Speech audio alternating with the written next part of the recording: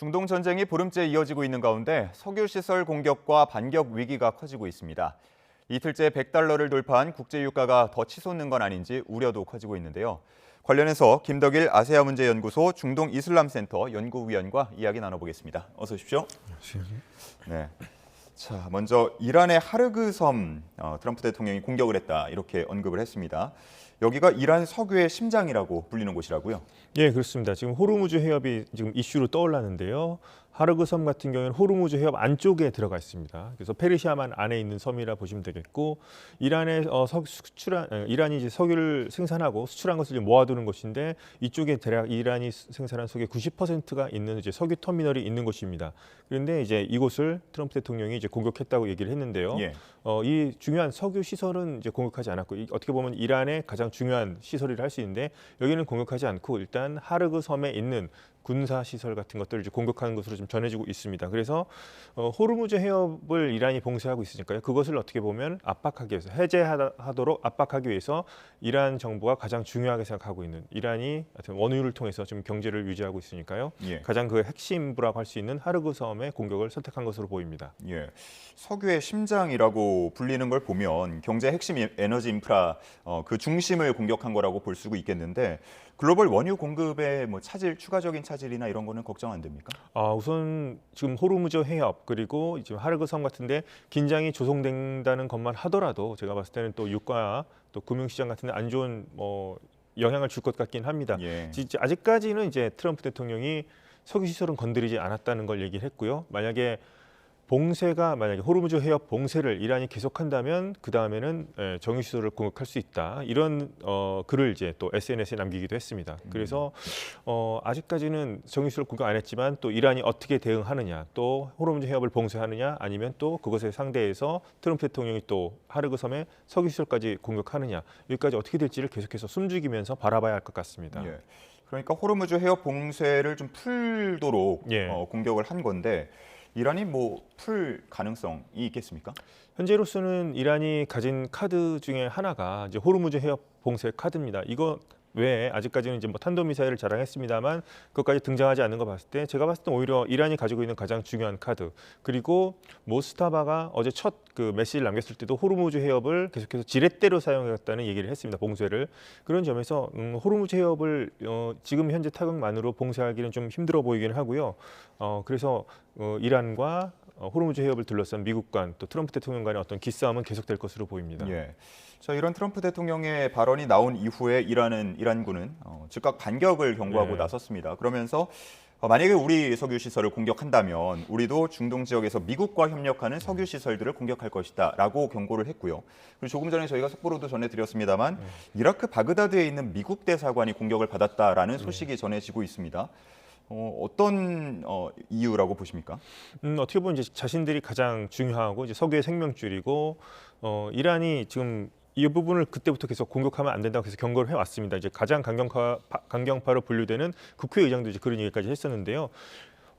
우선 석유 시설은 아니지만 이렇게 하르그 섬을 미국이 공격함으로써 이란은 어떻게 반격의 또 명분을 얻게 된 거라 볼 수 있겠죠. 그리고 상당 부분 이제 걸프 국가들의 석유 시설 같은 경우가 미국과 어떤 협력 형태로, 어떤 합작 형태로 건설된 경우가 많기 때문에 이제 타격이 표적물이 될 겁니다. 이란의 공격에. 그런 점에서 제가 봤을 때는 그 이란이 앞으로 공격할 가능성 충분해 보이기도 하고요. 그리고 이제 또 바그다드에 있는 미 대사관을 공격한 점은 어떻게 보면 이란은 계속해서 확전을 원하고요. 예. 계속해서 미국의 어떤 시설물을 공격하고 그쪽에서 어떤 사상자가 나오는 그런 전략을 펴고 있습니다. 그래서 그렇게 보면은 확전의 한 차원에서 어제 그 모스타바가 자신의 메시지에서도 뭔가 이제 확전의 가능성을 언급하기도 했기 때문에 그런 측면으로 볼 수 있겠습니다만, 어떻게 보면은 좀 대사관 공격 같은 경우는 약간은 좀 하르그 섬에 대한 대응으로 봤을 때는 좀 약간 그 이해가 안 되는 부분이 있기도 합니다. 네. 왜냐하면 지금 현재 이란의 지금 방어 체계, 공격 체계를 잠깐 소개시켜 드리자면, 이란은 중앙 정부의 명령이 사라질 것을 대비해서 이미 각 지역별 그 혁명수비대 사령관으로부터 독자적으로 어떤 대응하라는, 공격과 방어를 하라는 그런 지침이 내려와 있고요. 현재 그런 분권형 시스템으로 지금 운영이 되고 있습니다. 그렇기 때문에 지금 상당히 확전, 그리고 어떻게 보면 무차별적인 민간 시설까지 공격을 하고 있죠. 이런 걸 봤을 때 한쪽에서는 상당히 효과적으로 이란이 미국에 맞서서 잘 대응을 한다, 대대적으로 준비를 잘했다, 아주 지금 대대적인 반격을 가하고 있다 이렇게 보는 시각도 있지만은 다른 한편으로 봤을 때는 지금 이러한 것들이 뭔가 좀 중앙의 명령 없이 어떻게 보면 독자적으로 각 지역별 사령관에 의해서 독자적으로 행동하는 부분 어떻게 좀 보면은 중구난방이고 좀 폭주하는 경향이 있는 거 아닌가 이런 것도 좀 볼 수 있을 것 같습니다.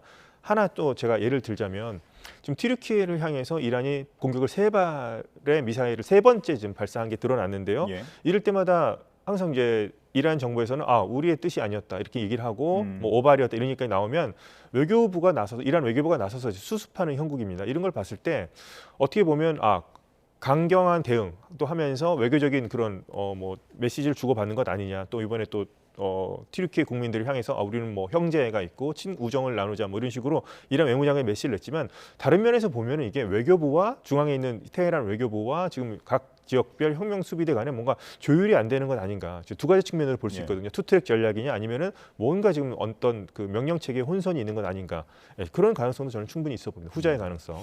뭐 전쟁이라는 거는 예상 불가한 측면이 네. 많겠지만 말씀대로라면 더더욱 예상하기가 네. 어려울 것 같은데 네. 주로 뭐 어느 나라, 어느 시설을 공격하겠다 이런 예상이 지금은 그러면 의미가 좀 적겠습니다.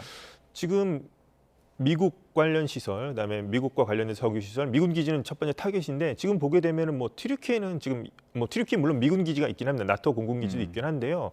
튀르키예는 이란의 현 체제를 지지하는 입장이었고 계속해서 전쟁이 아니라 중재하고 협상을 끝까지 주장했던 나라인데 튀르키예까지도 미사일을 날아왔고 또 뭐 영국군 기지가 있기 때문에 키프로스까지도 저번에 날아갔습니다. 미사일이. 그래서 지금 상당히 그 공격 방향이 어디로 갈지는 상당히 예측하기 힘든 거고요. 그래서 제가 말씀드렸다시피 뭔가 이게 중앙의 통제를 벗어난 어떤 혁명 수비대 사령관들의 그러니까 사령관들의 어떤 폭주로 볼 수도 있지 않겠느냐. 뭐 이렇게 좀 그런 추측도 나오고 있는 상태입니다. 예. 그러다 보니까 이 준동 전쟁 이후에 가장 많은 나라가 얽힌 또 하나의 전쟁이 되고 있다라는 분석들도 일부에서 나오고 있는 것 같은데 더 확전의 가능성이 있을까요? 제가 이제 눈여겨보는 것은 어제 뭐 모스타바가 이제 첫 메시지를 낸 것이죠. 뭐 본인의 직접 육성은 아니었습니다만 지금 보면은 뭐 확전을 바라는 듯한 얘기를 계속하고 있고요. 그다음에 호르무즈 해협 봉쇄 계속하겠다 얘기하고 있고 그다음에 제2전선이라는 얘기까지 했습니다. 근데 그게 어떻게 해석하느냐에 따를 것 같은데요. 제2전선이라고 한다면 제가 봤을 때 이제 이란 외에 다른 전인데 제가 봤을 때 대리 조직을 활용한 그런 얘기가 있을 것 같습니다. 그래서 대리 조직이라고 한다면 대표적으로 레바논의 헤즈볼라가 있겠고요. 또 가자 지구 하마스, 그다음에 후티 반군, 이라크는 이제 민병대들을 둘 수 있겠는데 지금 제2전선이 일단은 벌어지고는 있습니다. 이를테면 레바논 남부 지역은 지금 이스라엘의 대대적인 공습으로 지금 하마스와 헤즈볼라와 교전을 벌이고 있고요. 대신 하마스 같은 경우에는 현재 가자지구가 휴전 협정을 했기 때문에 지금 가만히 있습니다. 이제 무장 해제 압력을 받고 있는 상태고 후티는 아직까지 두드러진 활약을 보이지 않고 있습니다만 홍해 지역을 봉쇄할 가능성이 매우 높죠. 유조선을 납포한다든가 할 수 있을 것 같고 그다음에 이번에 프랑스군의 사망자가 나왔습니다. 이라크에서 이걸 보게 되면은 이라크 민병대가 아마 지금 현재 그 이라크 지역에 쿠르드 자치정부에 있는 그 프랑스군 주둔하고 있는 프랑스군을 공격했다는 얘기가 지금 가장 신빙성 있게 나오고 있고요. 또 현재 그거 위험 때문에 지금 이라크에 주둔하고 있는 이탈리아군도 지금 철수를 생각하고 있다 이런 얘기까지 나오고 있습니다. 그래서 제2전선이라 하면 이란 외에도 어떤 직간접적으로 자신들이 영향력을 행사하고 있는 대리 조직들을 의미하는 것 같기도 하고요.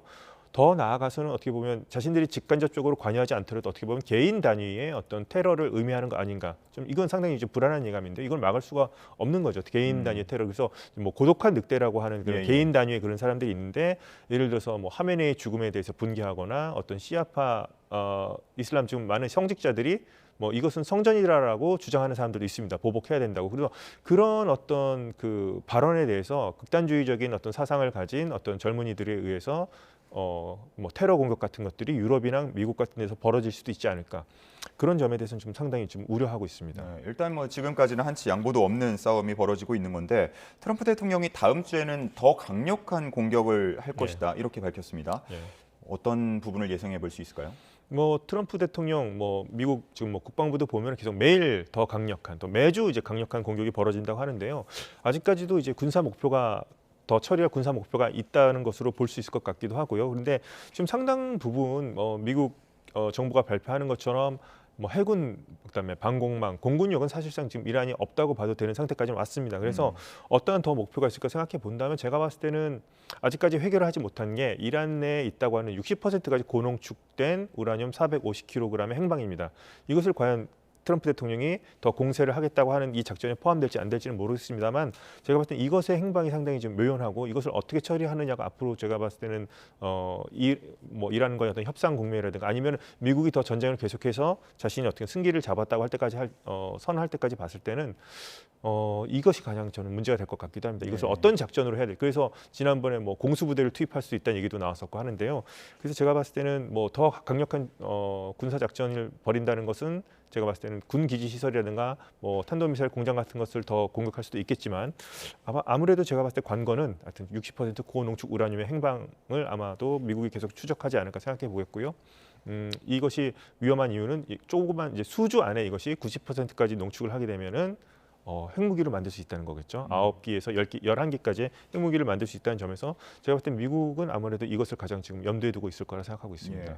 그럼 다음 주라고 얘기한 건 뭐 네. 매일매일 혹은 네. 앞으로를 대체하는 말입니까? 아니면 뭐 라마다 기간이나 이런 것까지 염두에 둬서 어떤 의미를 좀 둔 얘기일까요? 라마단 기간을 염두에 뒀다면 이번 전쟁 시작 자체가 이제 라마단 기간 동안에 지금 벌어지고 있는 전쟁이니까요. 하지만 제가 봤을 때는 어떻게 보면 이것은 이란 정부로 하여금 압박감을 느끼게 하는 군사적 압박을 계속 가하는 어떤 메시지를 볼 수 있을 것 같습니다. 계속 출구 전략 얘기도 나오고 있고요. 뭐 휴전을 할 때는 중재를 누가 해야 되느냐 이런 얘기까지 나오는 거 봤을 때는 제가 봤을 때 이제 공격은 계속 이루어지겠지만 다른 측면에서 보자면 이란 현재 지도부를 압박하기 위한 그런 발언으로 해석할 수 있을 것 같습니다. 예. 자, 호르무즈 해협 얘기를 좀 더 해보면요. 인도 LPG 운반선 두 척의 통항이 이례적으로 허용됐다고 합니다. 이건 네. 어떤 의미를 가질까요? 자, 첫 번째 볼 수 있는 건 이제 통항이 허용됐다는 점에서는 아직까지 이 지역 통항하는 지역만큼은 규례가 깔리지 않았다는 걸 알 수 있을 것 같고요. 예. 제가 봤을 때는 뭐 인도 외에도 그렇고 아까도 말씀드렸듯이 튀르키예 같은 경우에도 뭐 이렇게 미사일 세 발이 발사됐는데 뭐 외무장관이 사과를 하고 우정을 강조하고 있었고 튀르키예 선박도 통과가 됐습니다. 그런 점에서 제가 봤을 때는 뭐 개별적으로 자신들이 봤을 때 이번 전쟁에서 미국과 이스라엘이 협력한다고 보지 않는 그런 국가들에 한해서는 뭐 항행을 허가해 주는 것 아닌가 이렇게 볼 수 있겠는데요. 한 가지 이제 흥미롭다기보다는 상당히 문제가 되는 것은 해협 같은 경우는 자유롭게 어떤 배들이 통항의 자유가 이제 보장이 되어야 하는데 이것을 예를 들어서 이란이 이것을 이제 뭐 자신들의 뭐 지렛대로 삼아서 우리들이 뭐 항해를 허락하겠다 말겠다 하는 것도 제가 봤을 때는 좀 약간 이해가 가지 않는 측면도 있습니다. 이 부분에 대해서는 그 국제사회의 비난을 받을 소지가 있긴 한 부분이기도 합니다. 이 예. 부분은. 근데 이란 측에서 보면 기뢰 설치 여부로 압박을 조금 더 넣기 위해서는 예. 이런 통항을 허용해서는 안 되는 거 아닙니까? 이란이 지금 제가 봤을 때는 호르무즈 해협이 가장 강력한 카드라고 생각하고 있고 어떤 면에서는 마지막 카드가 아닐까라는 생각까지 들기도 합니다. 그렇기 예. 때문에 이란은 이 카드를 계속 놓지 않을 것 같습니다. 호르무즈 해협을 계속 현재까지 이제 사실상 봉쇄 상태 같고요. 자신들이 허락하는 상황만 지나가게끔 하는 거고 최악의 시나리오는 역시나 기뢰 부설이겠죠. 기뢰 부설을 하게 된다면은 만약에 전쟁이 끝나고 난 다음에도 이걸 제거하는데 뭐 수개월이 걸릴 수도 있는 셈이니까요. 그래서 제가 봤을 때는 이런 식으로 해서 그러니까 이란은 자신들이 협상력을 높이기 위해서 국제사회로 하여금 우리 쪽으로 우리의 말을 들어라는 식으로 계속해서 압박을 넣는 것 같고요. 계속해서 이제 미국의 주도하고 미국과 이스라엘이 주도하고 있는 이 전선에 다른 국가들이 참전하지 말라는 계속 신호를 보낸다고 좀 생각합니다. 그래서 호르무즈 해협을 계속해서 지렛대로 삼고 있다 이렇게 파악하고 있습니다. 예, 지금 뭐 각국이 이 기름값 때문에 걱정이 예. 많습니다. 프랑스, 이탈리아도 통행 협상 중인 걸로 전해지고 있고요. 예. 중국도 앞서서 협상 중이라는 소식이 전해졌는데 진정 가능성들도 있겠습니까? 우선 중국 같은 경우에는 그 전부터 뭐 선별적으로 이제 허락해 준다는 그런 얘기가 있었죠. 예. 그래서 특히나 이제 중국 같은 경우는 이란과는 상당히 친한 관계고요. 또 중국 이란산 석유를 가장 많이 수입해가는 나라가 중국이기도 했습니다. 그래서 중국 배는 그 전부터 뭐 선별적으로 이렇게 통항해 준다는 얘기가 있었고 프랑스, 이탈리아 같은 경우도 통행 협상을 하는데 제가 봤을 때 어떻게 이루어질지는 좀 더 지켜봐야 될 것 같습니다. 프랑스, 이탈리아가 어떻게 보면 나토 회원국이기도 하고요. 또 유럽연합이기도 하면서 미국과 이번에는 상당히 프랑스, 이탈리아, 독일 같은 국가들도 상당히 선을 긋고 있긴 하지만 과연 이란이 프랑스, 이탈리아를 어떻게 상대할지도 한번 지켜볼 필요가 있을 것 같습니다. 그렇게 해서 이런 국가들이 하나 둘씩 어떻게 보면 뭐 통행의 자유를 뭐 보장받게 된다면 다른 국가들도 여기에 또 합류할 것 같기도 하고요. 그래서 그런 점에서 제가 봤을 때 협상이 어느 정도 진전될지는 조금 더 지켜봐야 될 것 같긴 합니다. 예. 트럼프 대통령은 이제 뭐 우리도 기름 난다, 산유국이다라고 하면서 어떻게 보면은 좀 자신감 있는 그런 모습을 네. 보이기도 했는데 실제로 시간이 트럼프 대통령의 편이 되겠습니까? 트럼프 대통령이 그런 발언을 했고 미국이 석유 수출을 많이 하는 건 맞는데요. 그거는 이제 어떻게 보면 자신의 국내 유권자들을 위해서 그런 발언을 한 것 같습니다.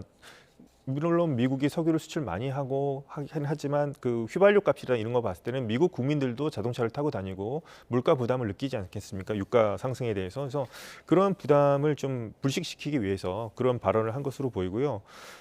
제가 봤을 때는 트럼프 대통령도 충분히 이 호르무즈 해협의 중요성에 대해서 알았을 것 같고 군사작전을 할 경우에는 이란도 호르무즈 해협을 봉쇄할 것이다라는 걸 제가 봤을 때 군 지휘관 특히나 이제 중부 사령부로부터 충분한 브리핑을 받았을 것 같긴 합니다. 그래서 여러 가지 시나리오를 검토해 봤을 것 같은데요. 아마도 이란이 이렇게까지 나오고 유가가 이렇게까지 막 $100를 넘고 이렇게까지 오를 거라는 것에 대해서는 아마도 충분히 대비를 한 것 같아 보이진 않긴 합니다. 그런 부분이 조금 아쉽긴 합니다. 종전 관련해서 트럼프 대통령이 그런 얘기를 했잖아요. 내가 뼛속까지 느낄 때 종전하겠다. 이거는 언제를 의미하게 되는 걸까요?